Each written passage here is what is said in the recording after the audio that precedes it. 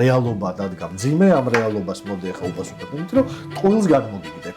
და ეს ტყუილი არა, ახლა ჩვენ დავждებით და goscen.com-ის პრინციპით დავიწყებთ ფასების რეგულირება. ეს არის ზუსტად რაღაცა ტაქტიკა, რომ რაღაცა ინფორმაციას გაჭმევ მე შენ, რომ აი მარტო რაღაცები დაგჭეს, ხო, თავში და შემდეგ საბოლოო ჯამში შედეგი არაფერი არ იქნება. მხოლოდ რჩება რაღაც არეელი სიტყვა. რა იქნებოდა ანეკლი სპორტის მიღმა? თქვენი აზრით, აი ის რაც გამოიწვევდა აი ამ წლების მანძილზე იმას, რომ ჩვენ რაღაცა გრადად, სტრატეგიულად, გრძელვადიანად ეკონომიკურ წარმატებას მივაღწევთ.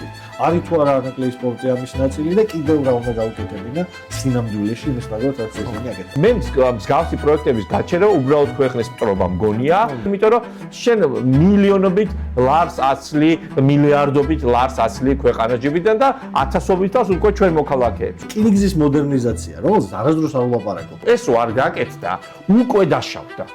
ის კი არა რომ რაღაცას ანუ ნელა აკეთებენ. აი რო არ აკეთებენ, ეს კიდევ უფრო მეტი დანაშაული. ასეთი ტიპის განვითარება, რომელიც დამოკიდებულია რაღაცა დროებით ეფექტებზე, შავი ფულის ბრუნვაზე, მდგრად განვითარება, რაც ჭირდება იმას, რომ ეს ყველაშევ ჩავდი, უბრალოდ არავითარ შემთხვევაში არ მოიტანს. ყველამ ძალიან კარგად უნდა იცოდეს, რომ შავი ფულით გამდიდრებული ქვეყნები არ არსებობს. ჩემი აზრით ის ინვესტიცია, რომელიც იდება Eagle Hills-ში. ეს არის პირდაპირ უცხოური ინვესტიცია. ქართველი გადასახადის განახდე, რომ იქ ბინას იყიდის, ეს პირდაპირ უცხოური ინვესტიცია არანაირად არ გამოვა.